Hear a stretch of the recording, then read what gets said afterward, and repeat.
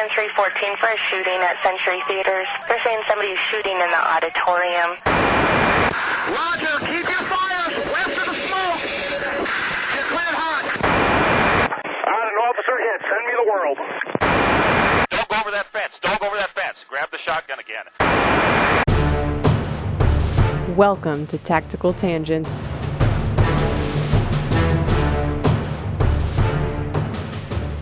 Welcome back to Tactical Tangents. This is Jim. I'm here with my buddy Mike. And tonight we're going to talk about some fights. Particularly fights that Mike has been in.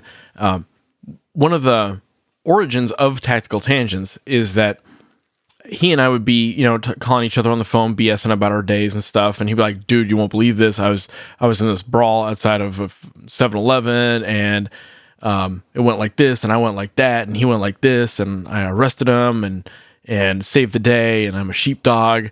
And I'd be like, why don't you write this down? Or why don't you make a podcast about it? Because these are cool stories and people could learn from them. And he was like, yeah, I should totally do that. And that's how Tactical Tangents became a thing. This episode is brought to you by Drip Drop. Drip Drop is an oral rehydration solution that was meticulously formulated for fast absorption of water and salt without excess sugar. It doesn't totally replace intravenous, full-up IVs, but it's a lot easier than getting an IV. You can find it online at Amazon or any other vendor, or do a government purchase over GSA Advantage or through its national stock number. I'm drinking it right now. It's a true story. And it's also brought to you by Mantis. Mantis is a firearms training tool that works in both live fire and dry fire. If you are serious about training and you want to use data to support your performance, go check out the Mantis and see what they got going on. Their shot-by-shot analysis will help take your training to the next level. So Jim mentioned that we'd be talking about these stories and he'd tell me to write them down. And it's always one of these things where it's like, most of them really aren't that big of a deal. It's like, I would say 90, maybe it's not that high, but like 80 to 90% of the fights that cops get into aren't really fights. Like they aren't actually a contest of strength or skill, is what I would say. And I got to jump in on that. It's not a big deal because that's your reference, right? Because a couple times a night, you're getting in some kind of a tussle, or a couple times a week, you're getting into some kind of tussle. But for like a typical person who works at a bank or who works at a cheese factory, they're not getting in tussles a couple times a week, right? So for all of our listeners that might be working in cheese factories, there was one at my last base. That's why I say that.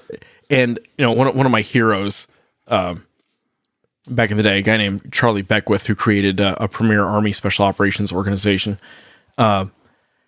When he was building that special ops team, people said, well, you should go to the Tostitos factory down the road and see how they make their teams. And, maybe we can get some good ideas from them. And he's like, we're not making goddamn corn chips here. We're, rescuing hostages and stuff. And so when Mike says it wasn't a big deal, that's true. To him, it's not. But to a typical person, any throwing of fists or any throwing of people is a big deal. So just it's a matter of reference, right? And I think it's an important point, and I think that's kind of what led to the episode and led to the discussion, because first and foremost, what I don't want to do when we talk about any fights or tussles or whatever we're going to call them that I've been in is, I'm not here to brag about them. First of all, most of them are not worth bragging about. They're just... And to give you an example, 9 out of 10 quote unquote fights that a cop gets into is something like, I'm trying to put the guy in handcuffs and he's trying to argue with me and pulling his arm away. And rather than tolerate that, I'm going to take him to the ground, or if he's able to break his hand free, I might punch him or elbow him or something like that. But Mike, aren't you supposed to de-escalate? Yeah. Oh. But the idea, and I'll cover some de-escalation stuff as we go, but the idea is that for the most part, we're not talking about people who are trying to harm an officer. They're not actually going to go out of their way to hurt you. You might get hurt in the process, so there is some inherent risk there.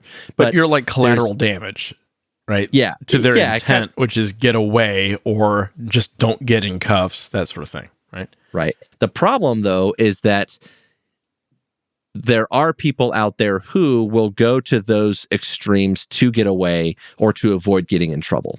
And you're not going to be able to tell the difference in the moment, right? So even though they might just be little tussles or they might just be, a foot pursuit and you're going to tackle the guy at the end of it, you don't know what's going to come next.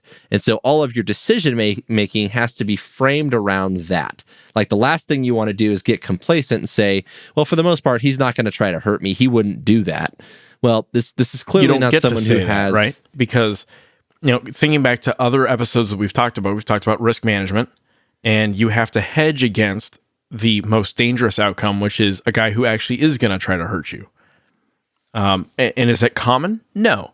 Does it happen? Yes, absolutely. There are cops who get beaten into submission, or in some cases unconscious, and get their gun taken away and get it used on them, right? And you don't want to be that guy. Yeah. And a big part of this has to do with the fact that we have the law on our side, right? That we are paid and society has an expectation that we are going to uphold the rule of law and that we are going to, quote unquote, hold the line or whatever.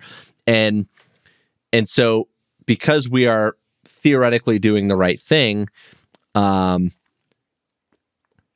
willing to go to those extremes or to that extent or to take those risks to make sure that we are upholding that law and order in our society, right? So, and that's hard philosophically for some people to grasp, right? There are people who think cops should just leave everyone alone. And I understand that. I'm pretty darn libertarian. Mike, I think, is pretty darn libertarian, more or less. But you have to understand that guy who Mike or some cop might let go, the same guy who's willing to fight Mike is also willing to fight you and will do it happily, right? Or your mom or your girlfriend or your sister or your daughter or your son. And to the extent that they're willing to fight with other people or fight with the police or whatever, at the very least, if we look at like trying to establish a norm in our society, right? Like trying to establish what is okay and what is not okay. I think most of us agree that there are certain things that are not okay. It's not okay for you to come steal my car. It's not okay for you to break into my house and steal my shit. Now, there's obviously some areas where people feel like, well, I don't really care what you do about these things, and the government should stay out of that, and that's fine if that's how you feel about it. But the idea of many laws is to have that societal norm. And so part of that means like respect of that rule of law. So traffic is a good example of this. We regulate it because the safety of traffic affects all of us. Traffic accidents kill more people than just about anything in our society. And so we regulate that to try to improve safety. So at the point that, for example, I'm getting behind a car and I'm trying to pull it over because they blew a red light, that societal norm that like, okay, you blew the light, you're going to have to pay a ticket, right? Like that's expected that we're going to enforce to some degree. And in many of those cases, it leads to some form of use of force. Probably not because of the red light, but for any number of reasons. So how do we go down the slippery slope of, well, I beat this guy up because he was jaywalking, or I beat this guy up because he ran a red light? Is that where the argument stops? Well, you're not beating him up because of the jaywalking. You're beating him up because of whatever force he delivered or threatened to you or to someone in your purview, right? Right. In the course of enforcing those laws that as a society, right, in theory, through our elected politicians or whatever, we have chosen to accept. And we need to distinguish this. This might be a good time to talk about the difference between a cop getting in a fight and a civilian getting in a fight, or a military guy getting in a fight. If I'm in Iraq or Afghanistan and some local wants to throw hands, I'm going to escalate. I'm going to escalate very abruptly, right? Because of my own rules of engagement and my duty and obligation to self-defense and collective self-defense. I'm going to return an appropriate amount of force. and we're going to end that fight. We're going to end it very abruptly, right? In a civilian concealed carry standpoint, though, it's different, right? You don't have a duty to engage. You don't have a duty, a societal duty or expectation to jump in or involve yourself. If somebody, for example, steals your car, you don't get to kick their teeth into the curb over stealing your car. There's a whole movie about it. It's called American History X. And where it gets gray is when you see someone beating up someone else who you don't know. And this is a tricky thing. You know, we talk, you've heard the expression, I'm sure, sheep wolves and sheep dogs and stuff. And we try and steer away from that phrase because it's tricky. But do you have an obligation or duty to go put physical force in to intervene when someone you don't know is beating up someone you don't know? And I don't have a great answer for that, but you need to, especially if you're going to walk around with a gun on your hip. Or you have any intention, or I would say even if you don't have the intent, but you at least in your moral guidance, right? Like your set of values, you feel like you're the type of person that would step in if you saw someone at a disadvantage of some form being attacked, and you feel like you might intervene, right? So jumping back to the context of most of the stories that you'll hear tonight, and not all of them, I have some points to make about early in life and other fights that I was in, but in the context of use of force, everything circles back to the actions of that other person. And if you think about it in terms of, I can't predict what their intentions are or to what extent they're willing to take this. Police officers have to make use of force decisions just the same way that Jim might make a self-defense decision if he were at a supermarket or something like that and someone tried to steal his wallet, right? Or steal his car or whatever. You have to make the same sort of assumptions. In other words, this guy's trying to steal my car. I'm not going to let him do that because it's my damn car, right? And in the course of intervening, I don't know what his intentions are or to what degree he's going to take that. So how do I respond, right? What is the correct response? In law enforcement, that standard has been called objective reasonableness. So there was a Supreme Court case, Graham versus Connor, that is the landmark Supreme Court case that established the standard that police officers are judged in terms of excessive use of force. And I think the context is important because in Graham versus Connor, there was a guy traveling around town with a friend of his who was apparently having some kind of diabetic reaction. He went to a store, convenience store sort of thing, went inside to go get some juice because he was having this diabetic deal. When he walked in, he saw the line was too long, so he circled back out, said, I can't wait that long, and came right back out of the business and went back to the car. An officer in this case saw two guys stop at this business. One guy ran inside. He was in there for a short period of time, came back out. The business was busy. He said there's no way that this guy ran in and ran out that fast without conducting a legitimate transaction. And so he did an investigative stop. In the midst of this diabetic reaction that this gentleman was having, he's not compliant with the officer. There's a struggle that ensues. Some injuries occur, and ultimately the police officer gets sued. And the courts are now deciding by which standard they have to judge the use of force. So the important context point here that I like to make is, let's assume that the diabetic thing was all legit and that there was no criminal intent or criminal action that occurred in that store. That's not what Graham v. Connor determines, right? It determines the standard.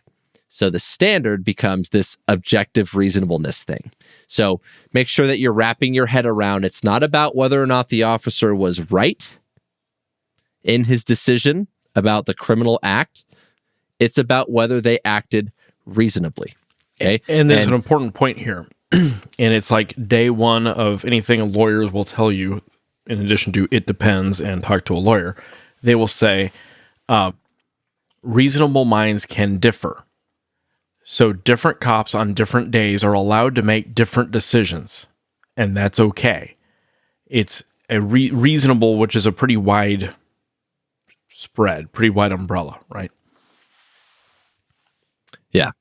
But at the end of the day, it's important to note that it's not whether or not the person is right, it's whether they were reasonable.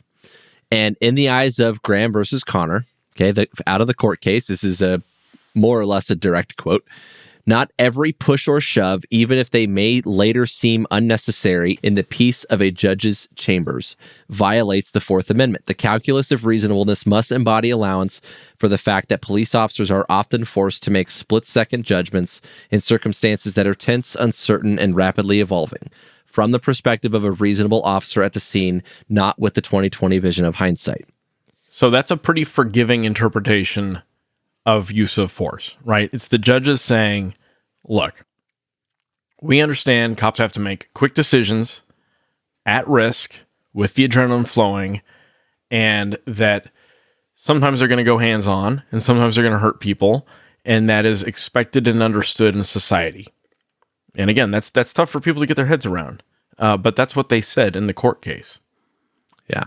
And that's part of the discussion. But one of the big things that and it actually had come up in a previous court case, but they made it was a previous court case from a lower court. And what really became the case law out of Graham versus Connor is this three-pronged test, or the three questions that we have to ask when we're looking at a use of force case, or specifically an allegation of excessive force. And it's the severity of the crime, the danger posed to the officers or the public, and whether or not the person is actively resisting or attempting to evade arrest by flight. And I think that those questions are, even though this is a law enforcement case and a law enforcement analysis that we're going down, in terms of self-defense, if you think about something like someone stealing your car, right? I think you have to look at all of the similar things. What is the severity of the crime or the injustice that you're trying to defend against? The danger to you and to other people around. If your kid is in the car, it's totally different. Then that changes the landscape quite a bit if that guy's trying to steal your car, right? So why do I tell you these things? Because I can tell you a handful of like little fight tussle stories from my days as a police officer, but you have to understand that when police officers make a lot of the decisions that we make, it's not just about fighting, right? It's we have problems that we need to solve. And if someone needs stopping, right, like it's not about a contest of egos. And that's one of the problems we're actually going to get into when we talk about some of the fights that I've been involved with over the years. And in terms of de-escalation, recognizing the difference between what is a contest of egos versus someone who is trying to go to any length necessary to avoid going to jail. And just put this in super simple terms. What he was talking about, the three-pronged test. So there's someone who's jaywalking. Can a cop knock that guy's teeth out just based on that? No. Guy's jaywalking, cop tries to make contact with the guy, and the guy runs. Can the cop knock his teeth out for that? No. Or take it to extreme? Can he shoot him in the back? Yeah. Also, no. Right. So, at various times over the course of Tactical Tangents, we've been accused of being too pro-cop or too anti-cop. Neither is true. We're pro-good cops and good decision-making, right? That's what we want. But say the cop tackles that guy and the guy breaks a tooth on the way down. Was that objectively reasonable? Now we're getting more into the gray. Now we're getting to the area where the lawyers get to go back and forth about their interpretation of Graham v. Connor, right? Say cop grabs the guy as he runs, guy turns and swings at the cop. Can the cop knock his teeth out then? Now the cop's on a lot better footing, right? Because the situation has changed. The objectively reasonable situation has changed. Right. And the flip side of that is there is a difference from the objective reasonableness of the officer. There's a difference between I tackled him and this happened to happen versus I punched him in the face and this happened, or I used XYZ intermediate weapon and this happened. There's always going to be some risk of injury. So one of the common things that you hear about cops, and all cops are trigger happy, and cops are bullies, and cops have an ego and power complex, and little blah, blah, tiny blah, penises. Right? Don't forget that one. Say again. And little tiny penises. Don't forget that one. Yeah, Teeny. obviously. I mean, I got nothing there, but it's important to address that. Yeah, I was bullied in school when I was a kid, right? Like I got beat up in school a bunch. And I remember like second grade, I used to wear glasses when I was a kid. And one year my mom had to replace like 6 or 7 pairs of glasses because I'd had these kids that would like break them and like, hey, nerd, crack my glasses, right? And I was just like, I got to the point where like on the bus, these older kids would be like, give me your glasses, punk. And I would just give them to them, right? And she got me into self-defense lessons, and I started standing up for myself. And ironically enough, when I started standing up for myself and fighting back and accepting that, you know what, I might get beat up anyway, but right around then is when I stopped getting picked on. I have a very similar origin story. I grew up a little weak on a lot of social skills, and some of that you can probably still detect now. And so I said things that were provoking kids to want to bully me, and in hindsight were very, very clear. But at the time, I didn't know that what I was saying was painting a target on my face.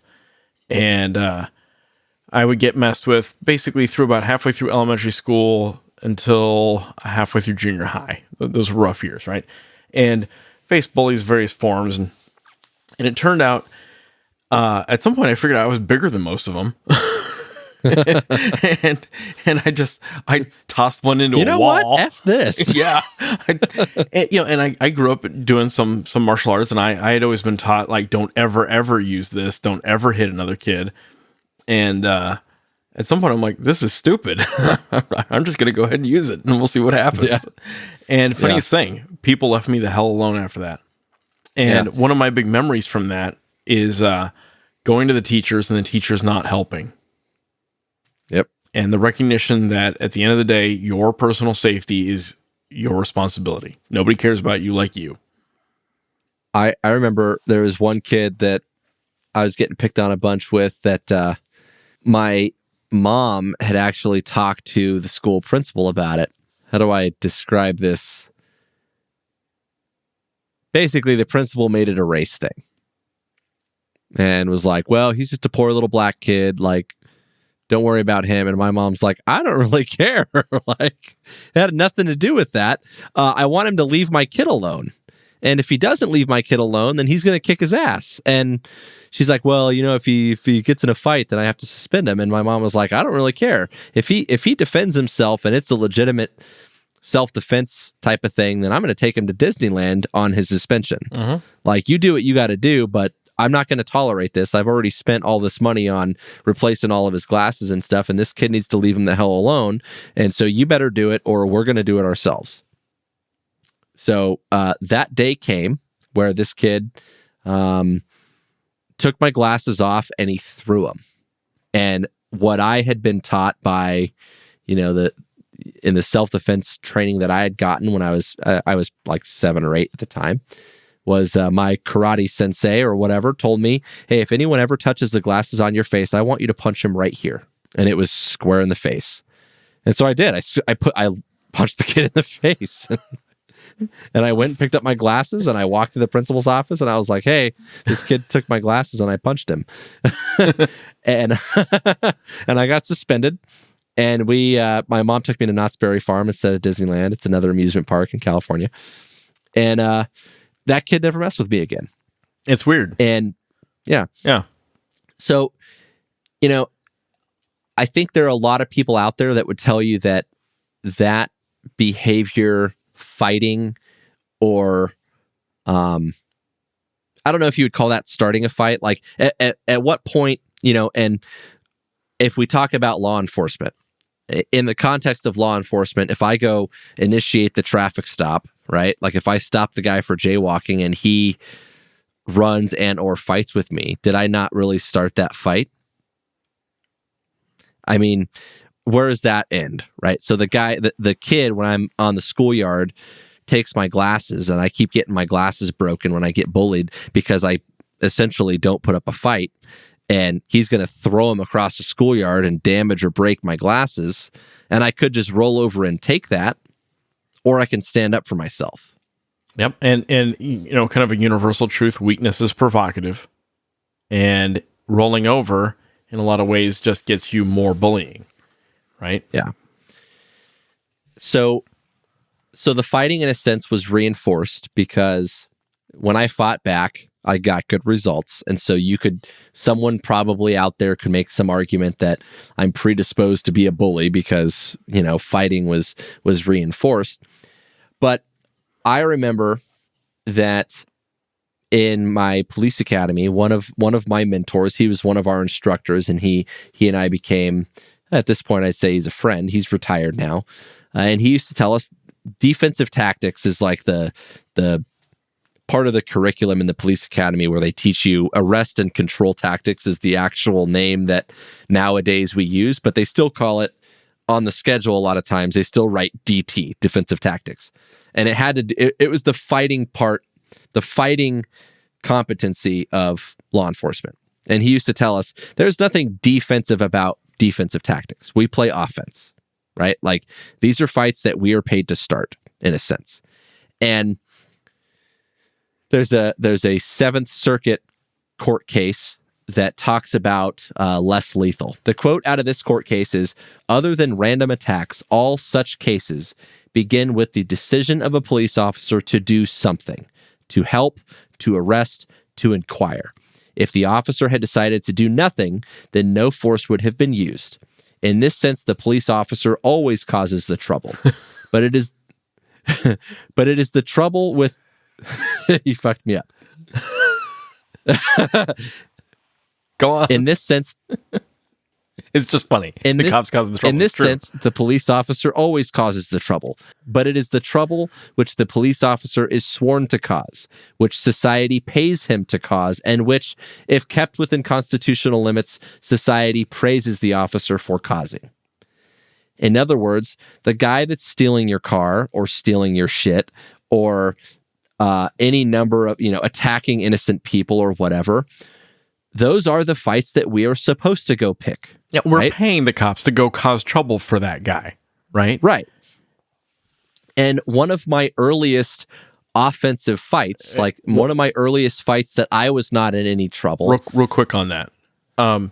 By the way, this goes back into civilian concealed carry. You, civilian concealed carrier, do not get paid to go cause trouble.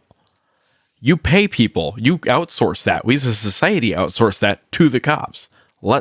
If you have a choice to outsource it to the cops, do. Call 911. Yeah. Don't go get yourself in a fight if you don't have to. Right? Going back to the beginning of our conversation. I'm sorry, Mike. Go ahead. That's gonna and I have another point on that in a little while, but I want to touch on one of the earliest fights that I ever got in was on the schoolyard. There is my buddy Darren, and he and I are still, we're not as close as we used to be, but we're Facebook friends and stuff, and he's blind. And we were really good friends when he was going to my school. We had a class of visually impaired people, and he and I became close friends, and they got these basketballs that had like a beeper in it. So they used like a Doppler effect. The ball will have an audible beep to it, and they can use that to still play, kickball, basketball, and those sorts of things. And so we got these beeper balls that his classroom got. And so we were out playing with it for the first time, trying to shoot some baskets and I'm not very good at sportsing to begin with, but obviously Darren is just trying to navigate this beep. Yeah, he's trying to use the beeper ball thing. And this kid came over and wanted to play basketball with us. And he was like, "No, man, I'm just going to play with Mike. He's just learning this thing." And he didn't give it an explanation, but we were 10, 11 years old or whatever. And the kid took that as some kind of slight. He's like, "What do you mean you won't let me play with you?" He's like, "I just want to play with Mike. Like, leave us alone." And this kid started like pushing the blind kid, like shoving him. So the blind kid's kind of swatting back at him and kicking him and stuff. And he's like, "Dude, leave me alone." Right. And like this kid is like pissed off and shoving my friend. And I'm like, "Okay, guy, like, I'm not going to let you push around the blind kid, dickhead." And so I stepped in between him. And he kept pressing, and so I laid the kid out, right? Like I punched him square in the face, and he fell to the ground, and the Mike standard. Me and the what? The Mike standard, punch square in the face. I mean, I wasn't going to tolerate that. I mean, I just like you don't get to do that. Like that's that's just out of bounds, like to me. So I laid him out, and he, the kid fell to the ground. He was crying, and I was like, "Come on, dude, let's go to the office." And we went, and I was going to go tell the principal, like, "Hey, I just punched this kid because he was pushing Darren around. I'm not going to let him push my friend around." And on the way into the principal's office, we actually ran into. We had to pass the kid's classroom on the way, and Darren, my blind friend, his mom happened to be there meeting with his teacher. And she, as we were walking inside, some kid behind us said, Michael, he wants some more." And the kid had like followed up behind me and tried to like square up with me with his fists all balled and he's got tears running down his face. And he was trying to come get some more because he was pissed that I just laid him out, right? So he comes up and he gets in my face, and Darren's mom and the teacher comes out, and I'm like looking at him like, "Okay, guy." And I look over at his mom, and I'm like, "This guy was pushing Darren around, and so I punched him," or whatever, something like that. And she looks over at him with like, "Son, I will murder you." Like not to the kid, to the bully, right? And so we went to the principal's office, and I told him what happened, and it was a different principal than the earlier example that I told you, and the principal actually thanked me for standing up for the kid. The other kid got in trouble, and that was history. So, but that was one of the earliest fights that I can remember, and the reason I bring it up is if you think about this starting trouble thing and getting in fights. Standing up for yourself is one thing, self-defense, that's all good and well. And in terms of standing up for other people or starting trouble, if you're not in trouble yourself, with that power or willingness or whatever comes that responsibility bit. And you have to use that carefully. So if you are the sort of person who, and I consider that one of the stories that ultimately led me to becoming a police officer, and if that is the kind of person that you are, and that is the part of your ethos, then you need to factor that in to any of the subsequent fights that you're going to find yourself in. And, there were times in school when I was getting picked on that I got in fights and I lost. And just like how I mentioned, earlier with cops getting in fights, most of them aren't really fights. Most of the fights that cops get in are the cops trying to stop a guy, and that ends in them getting tackled and the person giving up. They're not actually trying to harm you. And in the same sense, on the playground, a lot of fights don't actually have a winner or a loser defined, right? They get broken up, and basically a popular vote decides the winner or the loser. And I can tell you that in school growing up, there were plenty of fights that I lost. But my point was still clear, right? That I was not a kid that was going to be a doormat. That if you came up and you tried to pick a fight with me or with someone I cared about, that I was going to stand in front of that, and that I wasn't afraid of standing in front of that. And that goes a long way. So if that is the kind of person that, that you are, or that you use to define yourself, then you have to make sure that you're framing that in that context and not turning into a bully yourself. And I would go into if you're the type of person who sees yourself as a fighter in any sense, and if certainly if you're going to get training, that great responsibility is control. And if you're going to try to take control of a situation, it starts with controlling yourself and controlling your own emotions, so that you're making a rational decision about what fight you're entering or not, or whether your ego is leaning you toward it or not. You don't get to deck someone because they insulted you. Right. And so this is where we talk about things like the contest of egos. Yep. So one thing, if you were to look back historically, when I was a kid even, I never showed up to the fight after school. That was never a thing that I did. The meet me on the playground after school, punk, like that whole bit, like we're going to go meet up somewhere so that you can show me who's boss. Like, fuck off. That is a contest of egos. That is not self-defense. And it's a fair fight. I'm not interested in that. Right. Well, and also true. Or a right? not fair fight in his favor, and fuck that too. Right. Yeah, and granted, there are times where if the guy, there have been plenty of times where, hey bud, I'm going to arrest you now. Yep. And so you can fight or you can cooperate. And if you're going to fight, then meet me after school at 3:00 or whatever, so to speak. But you understand where I'm going with this, right? There's a difference between this is my objective and this is what I'm going to do versus like now we're just having a contest. Yep. And that's not that is not the right place for the application or use of force, whether it's self-defense, whether it's in law enforcement or otherwise. That's not the point. And so with that power or that willingness, that is where your decision-making makes the difference between you being a bully and you being a protector of some form. Well, so a couple things here I want to talk about. One is that when Mike says fights in the context of this conversation, right, we got to scope this. We're talking about, hand-to-hand combat, unarmed combat for the most part. There might be some less lethal involved, but you're probably not going to shoot the guy in the context of this fight. And he's probably at this point not going to shoot you. You don't always know that, right? This might be pre-frisking. And I think that's an important distinction, right? And when law enforcement guys use the term tactics, almost always they're talking about this. They're talking about defensive unarmed combat tactics. Tactics to me is a much wider thing, right? It's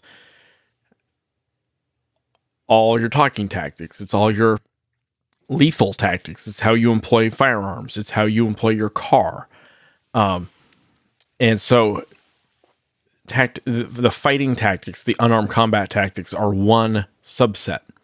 And speaking of going lethal or less lethal, and we're going to get into some of the less lethal options, one of the more obnoxious things that I hear in the tactical world is, well, I'd just shoot him.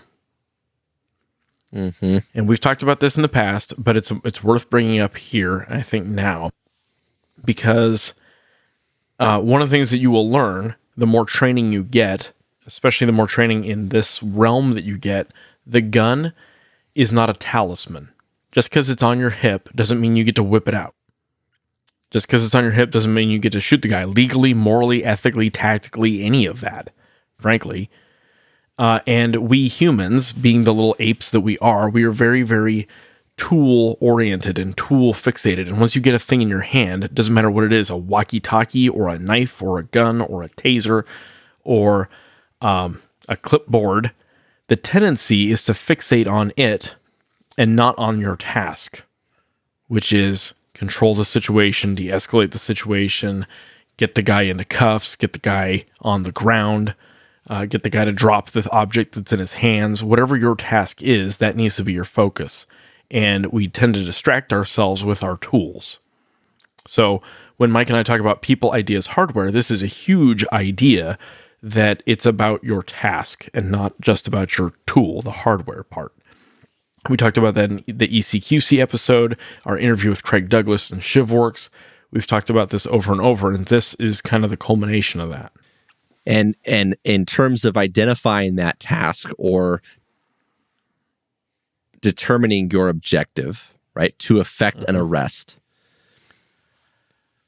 that is where you need to decide that whole, oh, this is just an ego thing, or no, I have a legitimate case here, and I need to take this to the next level. So when the jaywalker goes running away, there was a period of time at my agency when de-escalation became a big, hot topic, like anywhere in the country right now. This has been a thing over the last 5 to 10 years. And I'm not saying that's a bad thing. I'm just that it was at the forefront for a period of time. And what it evolved into was, well, if the guy's just proportionality was the big word that everyone started looking at. And it had to do with that Graham versus Connor back in the beginning, severity of the crime bit. And we're not going to just tune a guy up and send him to the hospital because he was jaywalking. And this is what we said in the beginning. You didn't tune him up because he was jaywalking. You tuned him up because he refused to obey a lawful order and then resisted a lawful detention, right? He was resisting arrest, and that is what got him injured, not the jaywalking, right? The penalty for jaywalking, fighting the cops, is what got him fought. Right. So in determining your objective, that's part of it. And so this proportionality bit became a big deal, and it was misinterpreted to make officers believe that if someone was jaywalking, that we could not use force to stop them. And the thing about that, the dangerous thing in my eyes about that is, if we have a law that we try to enforce and someone gives us the finger, where does that trend stop, right? Because all the lawful people that, maybe they break a traffic rule and they get stopped and they get a ticket, it's not fair to uphold the rule of law that we don't stop the people that just say F off, and run away, for one. And two, most people don't run and fight the cops to avoid a ticket. That's not normal, right? Like that's not how normal people behave. And so usually there's more to that story. They're jaywalking. The police try to stop them. They know that they have stuff on them that they shouldn't have, and that's why they run. Or they have a warrant and they're wanted for something, and that's why they run, to avoid those consequences, not the ticket, right? So again, going back to the beginning, we don't know that at the time, but there's more to the story. So this proportionality bit, you have to frame it around all that. So when I look at like a jaywalking thing, of course, I'm going to approach that guy different than if someone says, hey, a guy that looks an awful lot like Jim just robbed the Circle K, and I see Jim walking down the street. It wasn't me. What? It wasn't me. Yeah. Am I being detained? Those aren't my pants. If I see a guy that looks like Jim walking down the street, I'm going to approach that guy in a little bit more harsh of a way than I would the jaywalker, right? Like that's going to be a different approach. And so in determining your objective and saying like, I am stopping a robbery suspect, he is going to be arrested or he's going to be stopped because that's a crime of a violent nature, and that he is supposed to be armed, and that is dangerous not only for me, but to the public. And he's either going to fight or run. My decision-making there is going to be different. So if I'm clear about that objective in my head, my decision-making is going to be better than if I just think that like, oh, I told this guy to stop and he told me to F off and he's not allowed to do that because I'm in charge, right? So now what's my objective? Well, it's not really any different, but I got distracted by my ego, and that's where we run into problems. So let's talk about your fights. Enough philosophy. Let's get into the good stuff. So this one time, you were a cop, and then there was a 7-Eleven or a Circle K, and somebody fought you, and then what happened? Yeah, so one of Jim's favorite stories is this guy that had stolen something from a Circle K, and it was like a beer, and it was like he stole like a couple 40s, and they were like $3 a piece or something like that. And he was standing outside of his car, and I tried to stop him because he was going to get in the car and leave. And I had backup coming, but they weren't there yet. And he tried to get in the car to leave, and I ended up in this like tug of war match over the car door, trying to get him out of the car. And he ends up coming out, and he squares up with me. So rather than try to run away, he turns and he faces me and like raises up his hands like he's going to fight. And so being the rookie that I was at the time, and frankly, not a very experienced fighter, I was like, okay, well, this guy is posturing in a way that would suggest he's going to fight me. I'm going to try to get outside of his reach. And in an effort to extend my reach, I whipped out my trusty expandable baton. And so I was like, okay, this is going to be awesome, right? I could justify using this thing. He can't reach me. I can reach him. He was substantially bigger than me, by the way. Someone called him Jabba the Hutt. He was probably like 300 pounds or something like that, pretty close to it. So pretty big dude.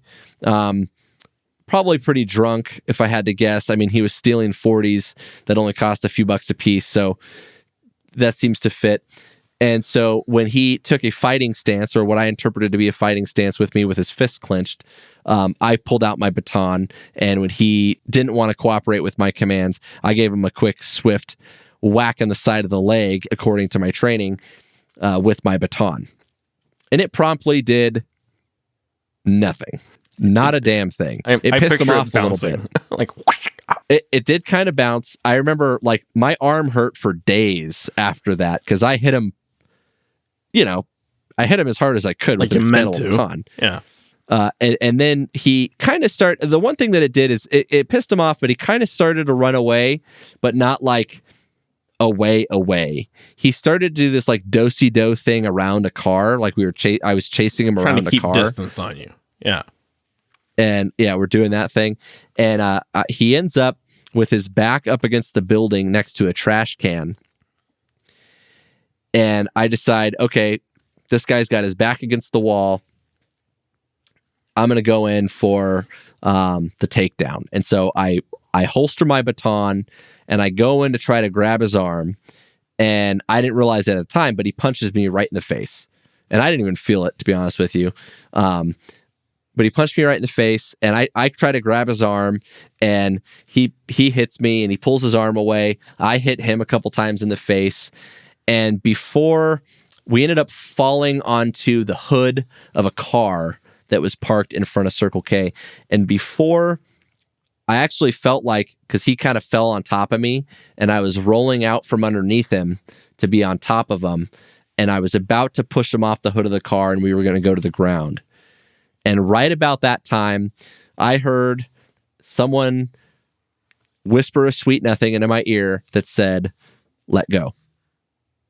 And I look up, and it's a guy who's like a black belt in Brazilian Jiu-Jitsu. I think at the time he was a brown belt. An officer, right? A police officer. Yeah. It was another officer, because somewhere in there I got on the radio and said I'm fighting with one or whatever. And so he gets there. He's the first guy to arrive on scene. And if you hear some people tell this story, they'll tell you that my guardian angel swept down from the clouds and saved my You saved only my peed day. a little bit. And I hear him say, "Let go." And I go, "What?" I look up, and it's Anthony, and he's a big dude, and he's a trained fighter and all this stuff. And before I know it, he's got him all tied up like a pretzel on the ground, and he's applying a reasonable amount of force to get this guy to stop fighting. And then I can't even really get in on it before we wrap this guy up and get him into handcuffs. So I told that story to Jim, and I mean, this was back in the day, right? But it's one that he always goes back to about this time in front of a Circle K or a 7-Eleven or whatever, that I got in this fight with this guy that was bigger than me, and I didn't even get to see it to the end, but I did get punched in the face, and I learned that I should have kept my hands up. He did a Mike. He punched a square in the face. That's good. Yeah. Yeah, I punched him in the face. I don't know how much good it did, but I certainly made my best effort. I learned that the baton doesn't really do a whole lot. I had a pretty beefy baton too. Like, it was not a flimsy baton, so it didn't Since the bend. incident, which was like 10 years ago, I have not heard about the baton being used since.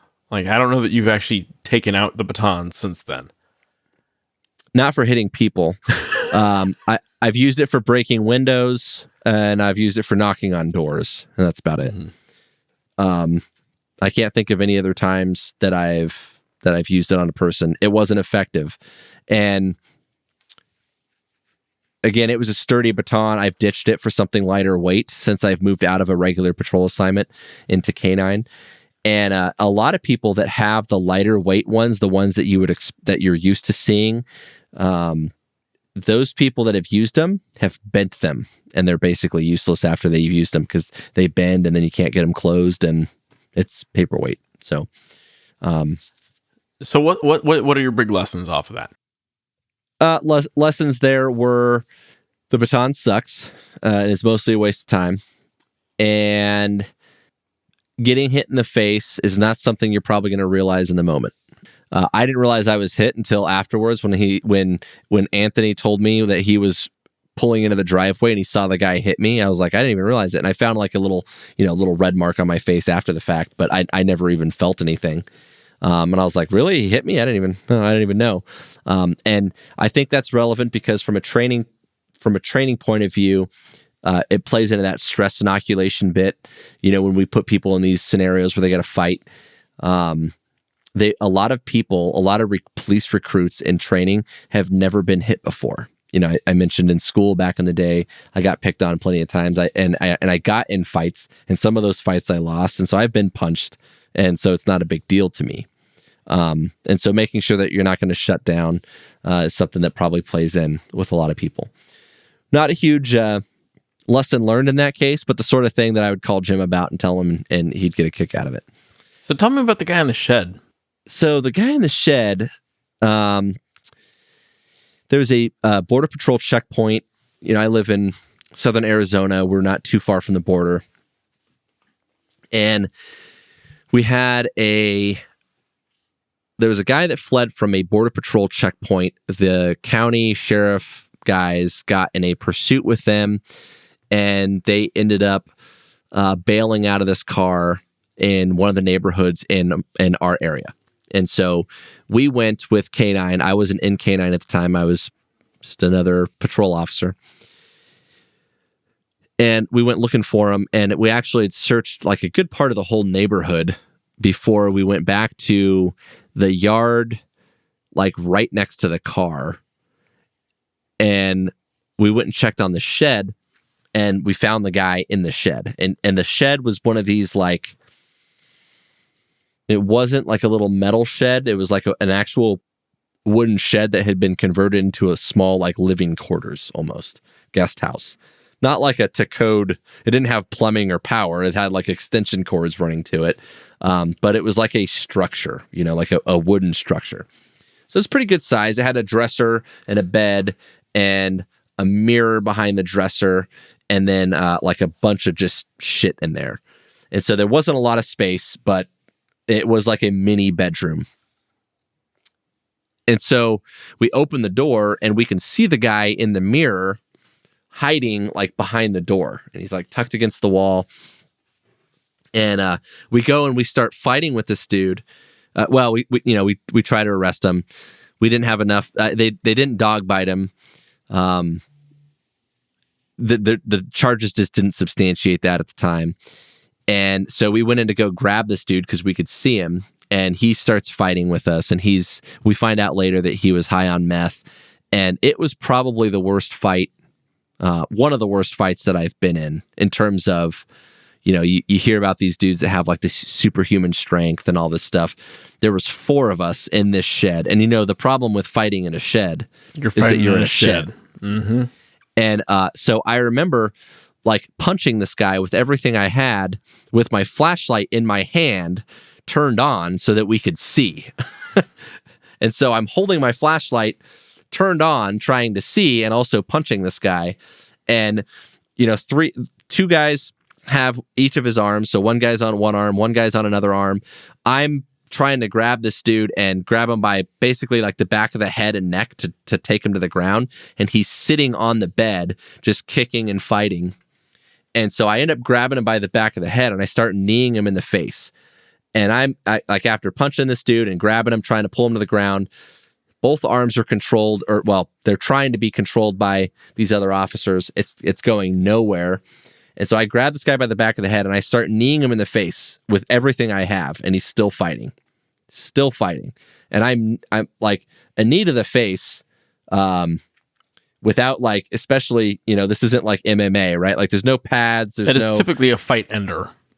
Yeah, right. Like and often a debilitating. Legit. Yeah.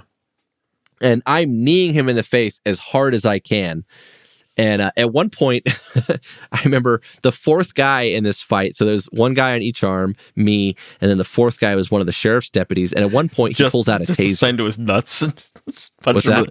I figured this is the fourth guy. He's just punching the guy in the nuts. That's what I pictured. No, he pulls out a taser, right? And at first, I'm like, put that damn thing away, because I had seen the taser at this point in my career. I had seen the taser fail enough times, and like we're all wrapped up with this guy. We're in this tight, confined space. The last thing we need to do is to introduce electricity, right? Like, I'm like, and this is also coming from a guy who at one point tried to tase a female, ended up catching a probe in an officer's glove. He went down with her. It was a long story. But bad experience. General rule developed out of that earlier fight was like, if other guys are fighting, put the taser in the damn holster and leave it there. So then I'm kneeing this guy in the face and it's not working. And I'm like, okay, fine, tase him. Right? Because like we're getting tired at this point. Yeah. Yeah.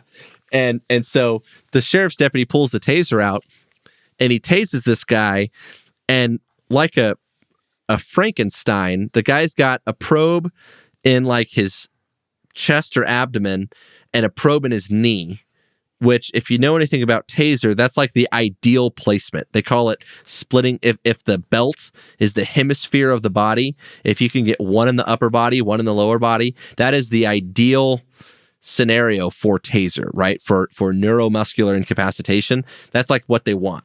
So this guy has like one in his upper body, one in his leg. It was in his shin. And like Frankenstein, he reaches down to the one in his shin and he pulls it out of his leg and continues fighting. So it was pretty impressive.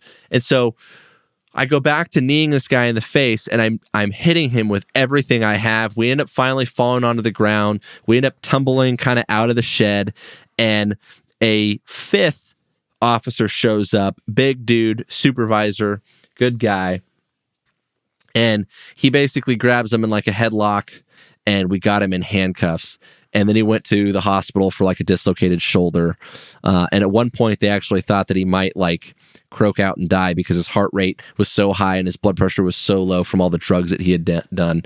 And did you get any talk stuff off him? Like, was it PCP that's kind of the go-to for the guys who can, I don't know of any times that I could say definitively that I've interacted with someone on PCP. I'm sure it's happened, but at the time, the big thing around here was spice.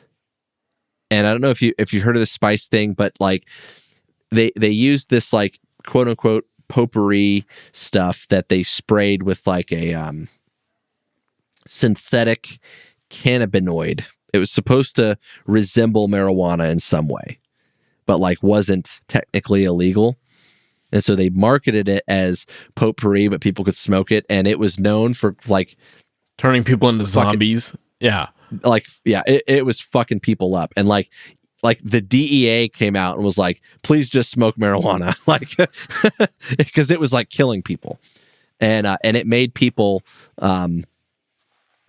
have those types of, PCP type of episodes where they would strip off all their clothes and walk down the street naked and get in these fights that were just unstoppable. So the guy tested positive for amphetamines, and I don't know if there was also some spice.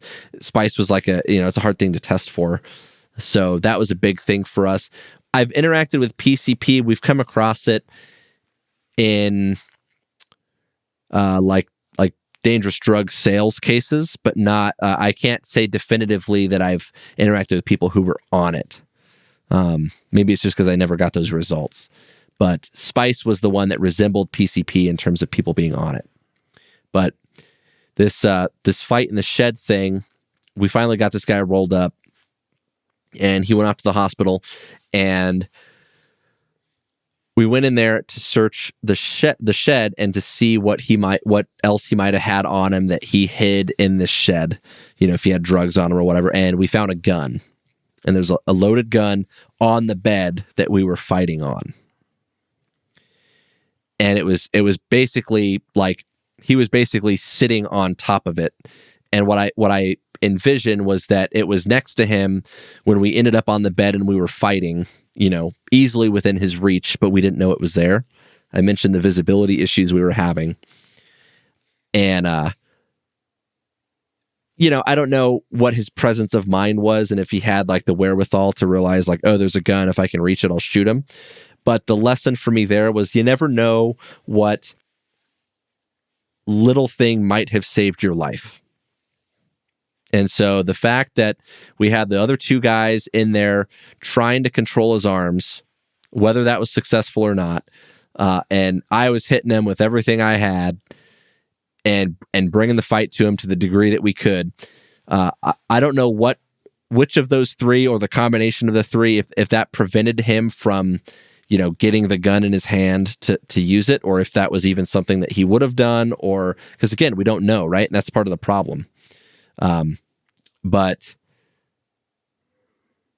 the potential is there that like if one guy or two guys had gone into that shed and started that fight with him, that he could have gotten to it and one of us would have gotten killed in the process. So making sure that you are, learning from your mistakes along the way and thinking about fighting in a weapons-based environment like we've talked about in the Craig Douglas and ECQC episodes, contextualizing fighting around not just a game or a sport, but also the fact that you might be stopping him from getting to a weapon. That was the big lesson there for me is making sure that I'm aware of that. So speaking of the shed guy, that reminds me of I mentioned the taser thing and how the tasers have issues sometimes. And taser is a remarkably effective tool. When it works really, really well, and it has its place 100%. But I've seen them fail almost as many times as I've seen them work. What makes them fail? And, like when they screw up, why are they screwing up? Mostly people can fight through them.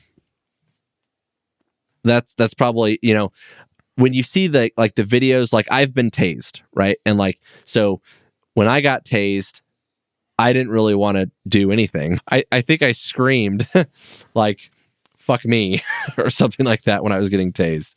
I think I laughed. I think I have videos somewhere. I should post that someday. But I laughed and I screamed, fuck me.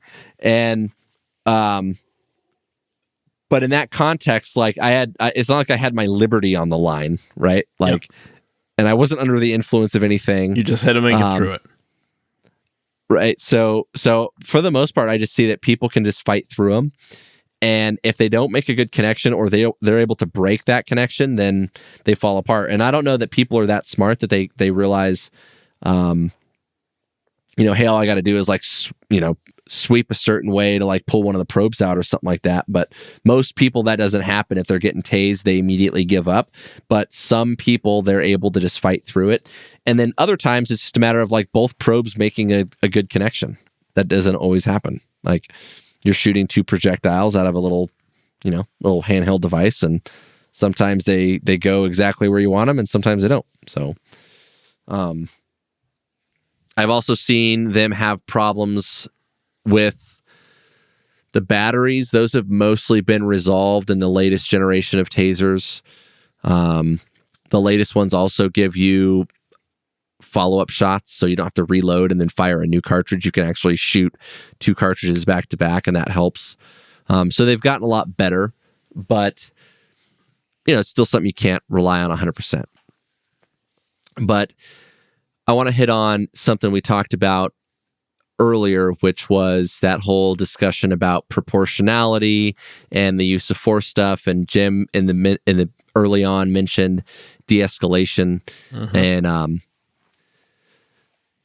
we had a guy around that time period that I interacted with on a traffic stop, and I had a rookie riding with me. So I was in my current assignment, so I wasn't technically a training officer, but I had a guy that was in training ride with me for like a night. And the theory was he needed to go see what some other police work was like, and so we tried to do some police work, and turns out we found some. So we pulled this guy over, and this was a good lesson for him. There's a little trick I call talking taillights, where if you're going like head on down like a side street with another car and you guys pass each other and you tap on your brakes and you watch in your mirror, like if you're a cop, right? And you watch in the mirror at the person that just passed you, if you tap on their brakes and then you see them tap on their brakes in response, odds are good that it's because they're paying attention to you in their rearview mirror. And so it's like that. If you've read Left of Bang, the proximal pull, proximal push thing. So if they're paying attention to me after I've passed, they're waiting to see if I'm going to spin around on them, right? And that's a good indicator of someone that is extra aware of what the cops around them might be doing. And likely up to no good. Yeah. So I happened to notice when he tapped his brake lights that one of his brake lights was out. So I spun around on him, and I went and I ultimately pulled him over for his tail light or his brake light that was out. Traffic violation, right? But obviously he caught my attention otherwise. And before we can even get out of our car, because he actually pulled into like a complex of like townhomes, and he pulled into a parking spot, and he got out of the car and tried to like start walking away for it as we were turning in and turning on our lights to pull him over. And I go and I say, "Hey dude, come here. I pulled you over because your light's out." And we go to get his driver's license and stuff, and he's mostly cooperative, but a little bit like, "Why are you pulling me over?" I'm like, "Well, I explained that to you already. Your brake light's out." And when I run his name, his license is suspended. And at the time, if your license was suspended and you're caught driving, then it was a mandatory impound on your car. And if we're going to tow your car, we have to do an inventory to document the valuables, which means we're going to end up searching your car. So we go to do that. And when he finds out, I'm like, "Well, your license is suspended, dude. So we're going to be towing your car. It's a misdemeanor arrest, driving on a suspended license, but we'll give you a ticket and you'll be good to go." And so the other officer is going to start looking in the car, and the guy immediately kind of freaks out. And he's like, "I didn't give you permission to search my car." I'm like, "Okay, that's cool. I don't need it." So Thanks for the input. I don't need your Appreciate it. I don't need your permission. We're going to be searching it anyway. And he's like, "Well, that's not my car." So now he's distancing himself from it. And so like you're raising red flags at this point, bud, and keep in mind at this point he was under arrest. It was for a misdemeanor traffic offense, driving on a suspended license, not a big deal, right? But for all intents and purposes, not free to leave, under arrest. And so I bring the rookie officer back over with me, and I go, "All right, look, until this is over, I'm going to place you in handcuffs." Because the way this guy is behaving is obviously indicative of something more than what we're looking at. Well within my rights to do that. So we go to place him in handcuffs. And as soon as we do, the fight's on, right? And now we're fighting with this dude. And He's breaking away. He's trying to run around the car. I've got him by like one wrist. At some point, I see the other officer while he's trying to get a hold of him. One of his magazines like falls out of his belt, his duty belt, onto the ground. Like, that's weird. There's a gun mag on the ground. And we're looping around, and at one point we get in front of this car, not his car, but next to it. And I realized that he's kind of bent over because the officer has him by like the shirt, the other officer does. And I had a perfect opportunity to throw a couple knee strikes right to the ribs, right into the side, throw a couple knees and knock the wind out of him, and that fight probably would have been over. And I didn't. Because what was going through my mind was all the crap that we were getting fed about proportionality, all the crap that we were getting fed about it's just a traffic offense, all this other stuff about how these two officers were gonna, beat up some guy of some ethnicity because of it, and we're just profiling him and whatever. All the things that I should not have been thinking about. But I caught myself thinking it in that moment. And so the other officer, in the midst of right after that opportunity, that opportunity came and went, and then I was just trying to get a hold of his legs to take him down. And before I could do that, he breaks free of that officer's grasp and goes to run around the car. And he's like, "I'm going to tase him." And I said, at that point, fuck it, go ahead. Knock yourself out. He was going to run away, and we had enough level of resistance at that point that the only way to overcome it once he broke free of our grasp was to use a tool with a little bit more reach, which in this case, a taser fit. So he tased him. The guy goes down. We get him into custody. We find a gun in the car. There was some drugs in there too, but he was also a convicted felon, so a prohibited possessor. So he was facing felony gun charges on that. And so ultimately that was why he behaved the way that he behaved.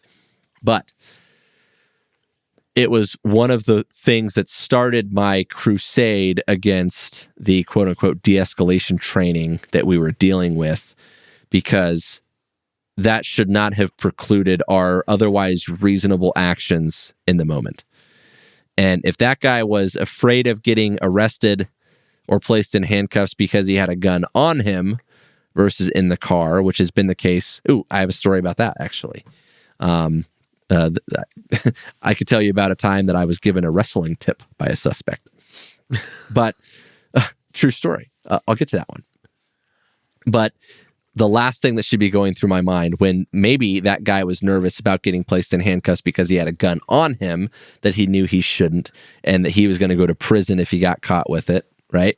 The last thing I should be thinking about is, oh, well, what about, I'm not saying I shouldn't be thinking about proportionality, but I shouldn't be thinking about how's this going to training look? element of it. Yeah. So that was a good lesson learned there. But we did get in a fight with a guy. I had an officer in training with me that we got in a fight with one time who actually had a gun on him. And in the midst of fighting with this dude, he actually grabbed me by the leg. Like, he grabbed one of my legs, and he would have taken me to the ground, but we ended up on the hood of my patrol car. And I kept fighting back, and I ended up gaining position on him, and it all worked out in my favor. So we wrapped him up and we got him in handcuffs, and we ended up finding this, big, dirty, hairy revolver that he had tucked down his pants. And he was also a convicted felon.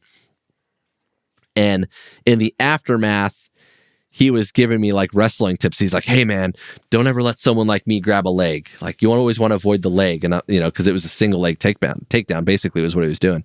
He's like, "Don't ever let him get a leg. Don't ever get him. That's the last thing you want to do as a police officer is let someone get a leg and take you to the ground." And I was like, "Thanks for the tip, guy." Nice. So we've talked about batons. We've talked about taser. We've talked about pepper spray. Have we talked about pepper spray? Have you pepper sprayed anyone?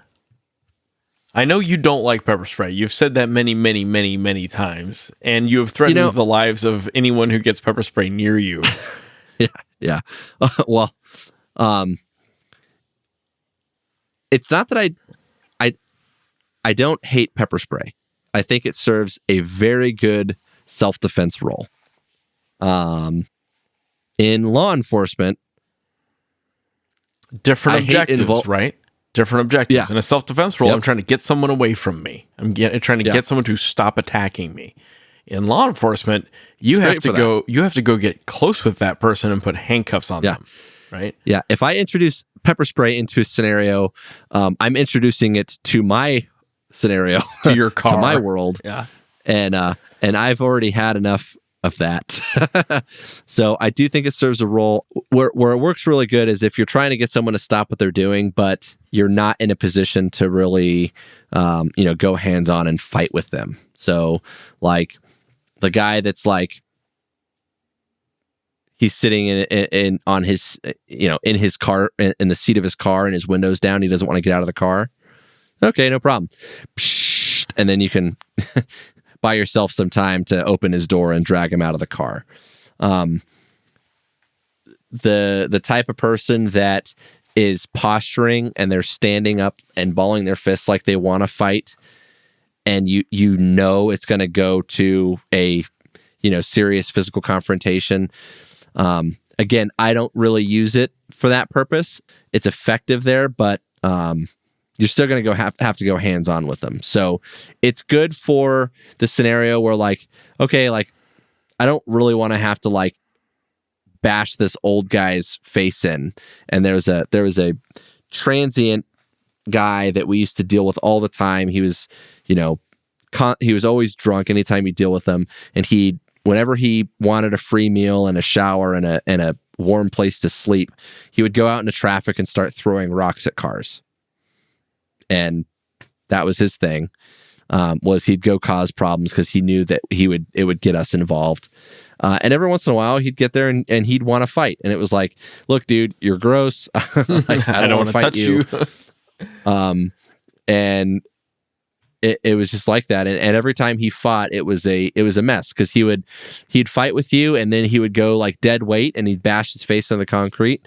And now you had to deal with taking him to the hospital to get, cleared medically before the jail would take him and stuff. And so we avoided a lot of those problems by just pepper spraying him. And then he would go, oh man, my eyes, oh Jesus. And then we just grab his arms and put him in handcuffs. He'd still do the dead weight thing, but he was more distracted. And so it worked well for that. So people that are just looking for a fight and you're trying to just get the fight out of them, bypass that a little bit, OC works okay, but you still got to deal with it. And so I've only used it maybe twice, and I otherwise pretty much avoid it. But again, it's not to discount the value of it. It's just not. It's just not my thing. One other question: you mentioned the guy who tried to give you wrestling pointers. How often, when you have a tussle, are you dealing with someone who appears to have actual training or experience? So wrestling is an important skill, right? And I haven't been to any of Craig Douglas's classes yet, but I know you have. Yep. And he's huge on a wrestling background. It is part of his foundation. Big themes. Yeah. And just about every high school has a wrestling program. Yep. And if you are a certain type of kid growing up, and you can go learn how to fight as part of your school credit, for fun, then odds are good that you have some background there. So some wrestling experience is not uncommon. Nowadays, jiu-jitsu and MMA and all of that is very, very common. Not that many people have it, but you do have to expect that your match is out there, and that you never know if you're dealing with someone that has any skill or knowledge how to fight. So you obviously don't want to play with that.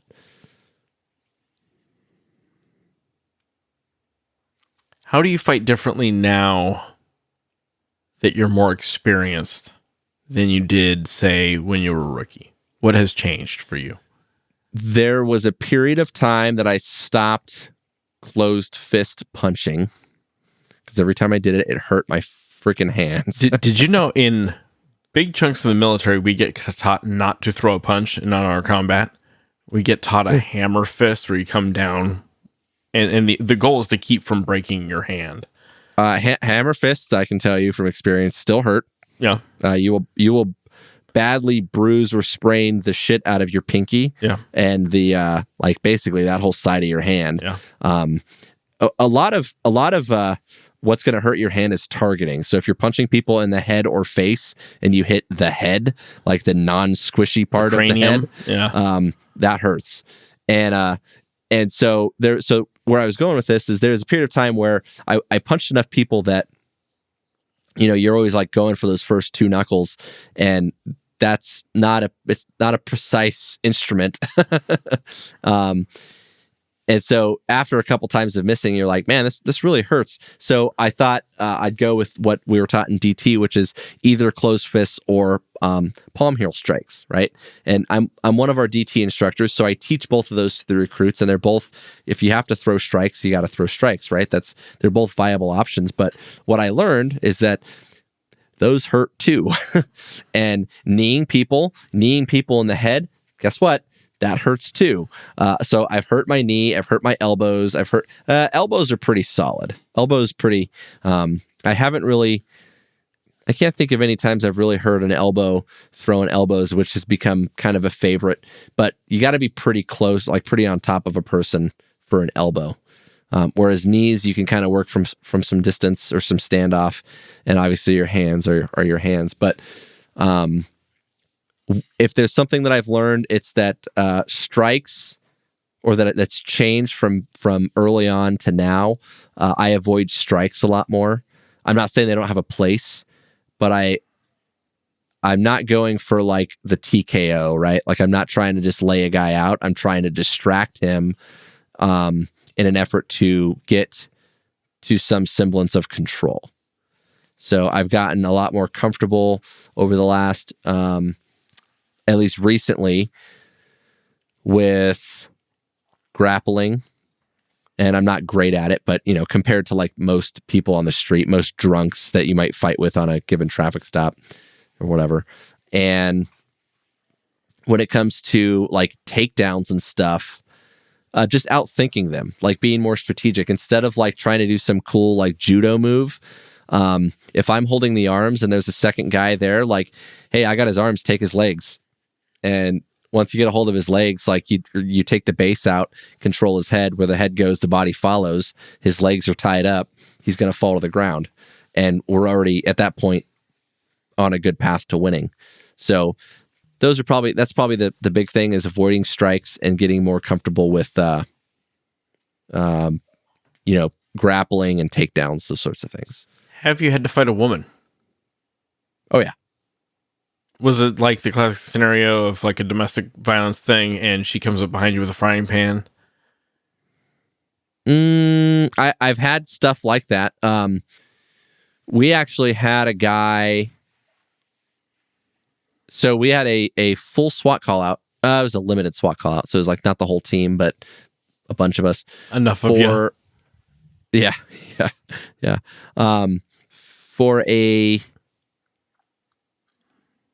It was actually the opposite. There was a girl and a guy that were getting arrested for domestic violence, and like the dad or the uncle or something came out of the house and assaulted the officers and ended up like getting tased and like ran back inside, and he barricaded inside his house, and then we had to come get him out of his house. And I actually ended up dog biting that guy. And he actually assaulted the dog. That was one of the times that my dog got assaulted. He was trying to bash the dog's head into the toilet bowl when after he got bit by the dog, and it didn't end well for him. The dog was fine. He wasn't. But so yeah, we've had domestic violence types of calls where someone has gotten come out to intervene. But in terms of fighting females, you'd be surprised. There's some scrappy females out there. There's some women out there that fight like men, like, and I don't mean that in any kind of like sexist or just feels like a dude hitting you. Yeah, they fight like a dude, like they swing like a dude. So, and I actually had this lady. She was married to an Air Force guy who was on deployment, who was all over the road and DUI and like extreme DUI. And I had pulled her over and she was getting arrested, and she started being argumentative and all this stuff, and to the point that she was going to have to go in handcuffs and get transported to a station to get a search warrant done to draw her blood because she didn't want to cooperate, which is her right. But it involves going to the police station, which means you're getting handcuffed and transported in a police car rather than like a ticket and an Uber, right? And the other officer that was there helping me tried to handcuff her, and she started like tussling with him, like, get your hands off of me, like doing this kind of thing. And he's like, no, bitch, like, it's not how it works.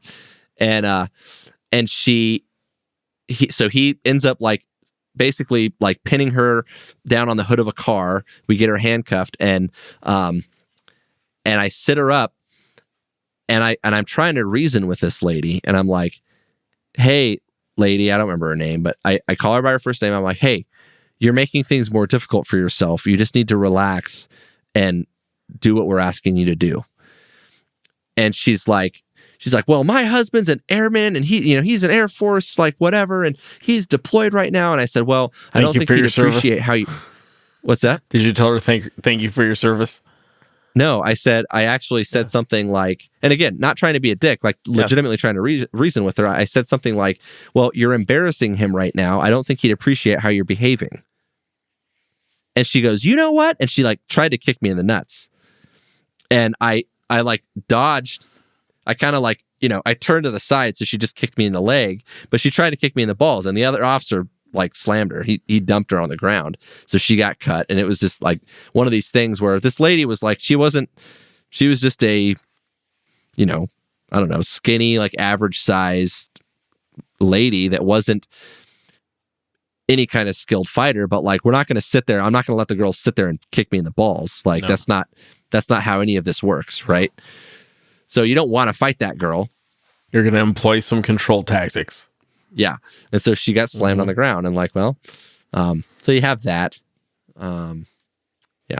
So anyway, so there's some fight stories. We've had some like level of crazy dealing, like working around SWAT and K9 that these guys are crazy, and they'll fight to all costs.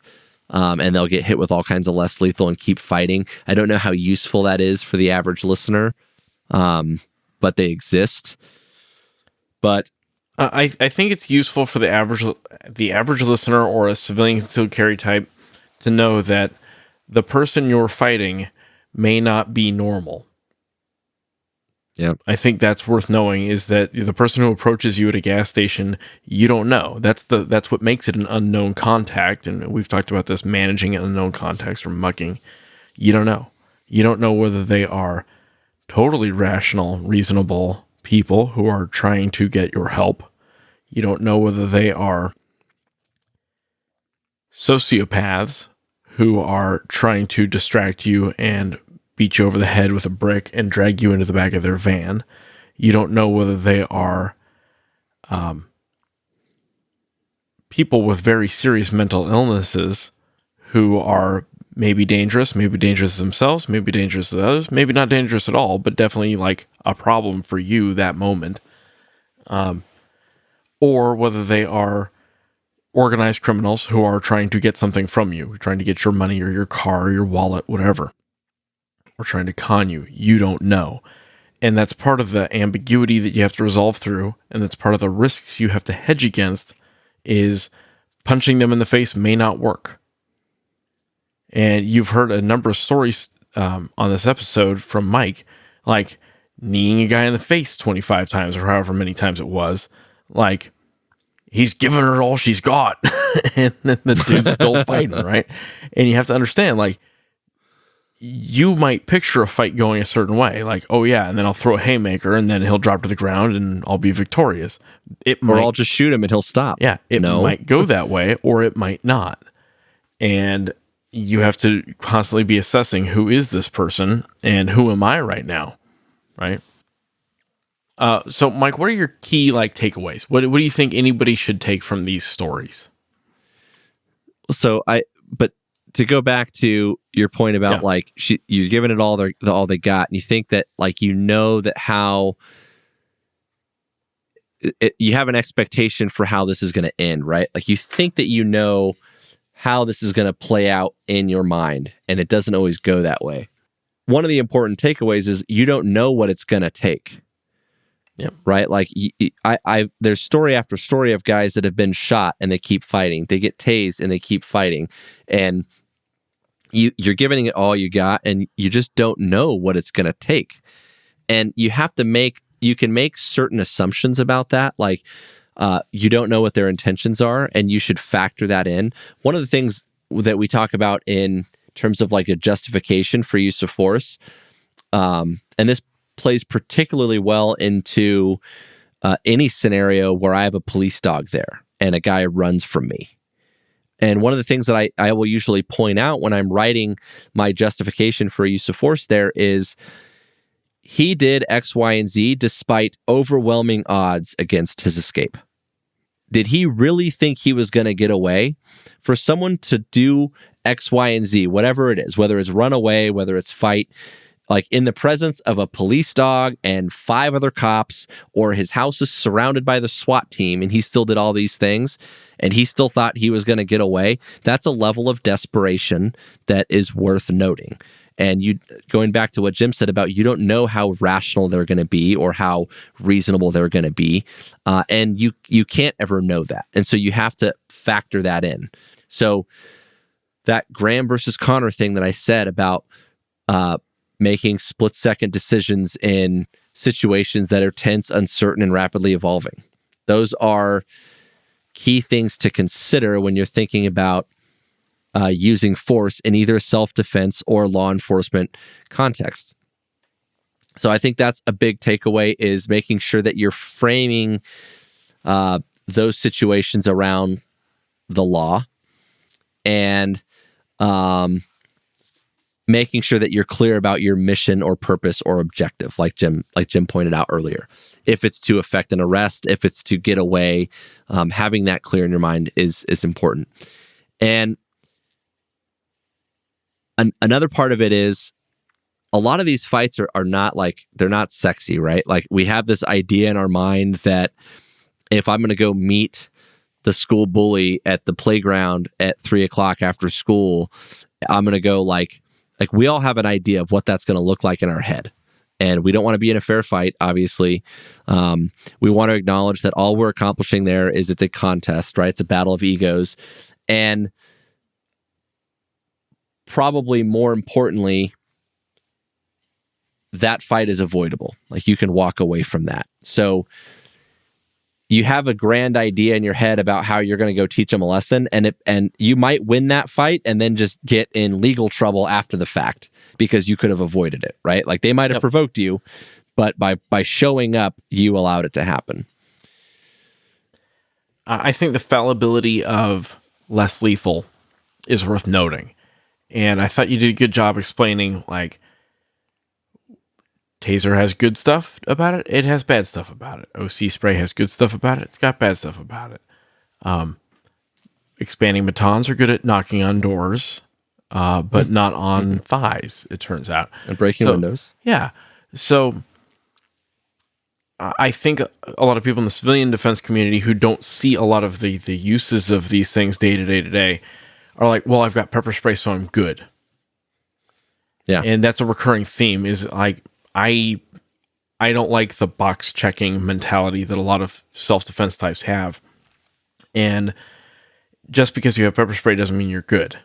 You may not be able to get to it. You might try it, it may not work. Just like I have a gun, so I'm good. That not necessarily. You may not be able to draw it. The guy might have his hand on it before you realize he's a threat. So, and that's what tactics is largely about, having options. And this wasn't intent. I know we kind of talked about use of force. It wasn't intended to be a use of force episode, but I wanted to use it as a bit of a medium because when Jim said, "Hey, we should talk about some of the fights you've been in," I think it's important that we explain some of the nuances and the complexity that goes into a lot of the decision making. And how dynamic it is, right? How quickly it will change. And when I got taught, and when Mike got taught use of force is in like in a domestic law enforcement or domestic military use of force context, it's taught as a little pyramid of, well, if he's doing this, you do this. If he's doing that, you do that. It's a proportional pyramid. But it's not a stair step, as in you don't have to match the force the bad guy's using. You just have to be somewhere in the proportional realm of the force that guy's using. So Right. he punches you in the face, you don't necessarily get to shoot him for punching you in the face. And that's hard for some people to grasp when, I've got this gun. Well, that's what I'm going to use. It's like, well, But if you're, a 135-pound female and you've got a 280-pound dude on top of you punching you in the face, you Then- may very well be able to shoot that guy. Yep. And, you have to, those options have to be available to you. So making sure that in terms of tactics that you're thinking about the complexity and the nuance there and that you've wrapped your head around it, I think goes into it, because the fights, like, let's face it, like, we all at some point like watched Cops or Live PD or whatever, and we love to see the action, right? And it's like, yeah, it looks really sexy. And don't get me wrong, like, I'd be lying if I told you that when I got into law enforcement that it wasn't, fun at times to like go chasing down the bad guys and get in fights. And it still is. Like, I still work primarily in assignments that we bring the fight to bad guys, because I feel strongly part of my ethos is going out and protecting people from those who would do them harm. And that means I would rather take the fight to them, right? I would rather go catch the bad guys and prevent them from harming other people. So yeah, of course, I dig that. But that doesn't mean, like, if we do everything right, then we avoid a lot of those fights. Right? When SWAT shows up, the best resolution is we show up, they realize, hey, that's the no effing around crew. We're going to give up and we're just going to go with it because we did such a good job, right? And that's your de-escalation. But that doesn't always happen. And when we get in fights, like, my hand hurts for days and days and days, and I have bruises and I have to do lots of paperwork, and it's not all that sexy sometimes. yeah. So fight in control. Make a rational decision about whether you're going to join a fight or not. If you're given a choice, don't. As a civilian, whenever you can outsource it to law enforcement, do. That's what they get paid for. There's lots of them and one of you, right? And fighting in control doesn't mean you avoid every fight ever, right? You don't have to be a doormat. And being a doormat in a lot of ways may put you in more danger. If someone's trying to steal your car, simply throwing up your hands and giving up might be the right answer, but it also might open the door to further victimization. And you don't know. Again, the ambiguity of the situation is the problem, and you got to be able to hedge against that. And so you don't want to just show yourself as a good, compliant victim necessarily. And that's contrary to how a lot of people get taught. Yep. So fighting is fun, but it also sucks. And so good luck with that. I want to make sure that we give a shout out to Ride On Optics and thank them for sponsoring the show. Ride On is bringing you high quality HD glass from Japan. Their products have an unconditional lifetime guarantee. They will replace, not repair, your product if you have any problems. So make sure you go check them out at rideonoptics.com and check out their military public safety discounts if that applies to you. And also by Dry Fire Mag. Dry Fire Mag is a brand new sponsor, and they make a magazine that you can put in your gun, and it's used to reset your trigger for dry fire so you can pull the trigger more than once. You can adjust it with their spring kits and get different weight of trigger pull, and it's nice if you want to practice your follow through and more than one shot in dry fire. Go check them out at dryfiremag.com. Don't forget that we put out new episodes on the 1st and the 15th, so subscribe if you want to get more of this coming at you. If you have comments, questions, or feedback for us, you can go to our website, tacticaltangents.com, click the microphone to leave us a voicemail, and if you got a good question, we might feature it on the show. You can go support the show at patreon.com. Give us $1 for each new episode if you want to support what we got going on here. And if you want to reach out to us with email, info@tacticaltangents.com, or social media, we are at TacTangents. Jim? I want to hear your fight stories. I want you to go to the website. There's an icon you can click and record yourself. And if it's a good story, we'll throw it on the podcast. I want to hear your fight stories. Yeah, maybe we'll talk about it and then get it on the show. So go to the website, click the little voicemail microphone, and tell us a time that you got in a fight. We want to hear it. All right, that's all I got. Jim?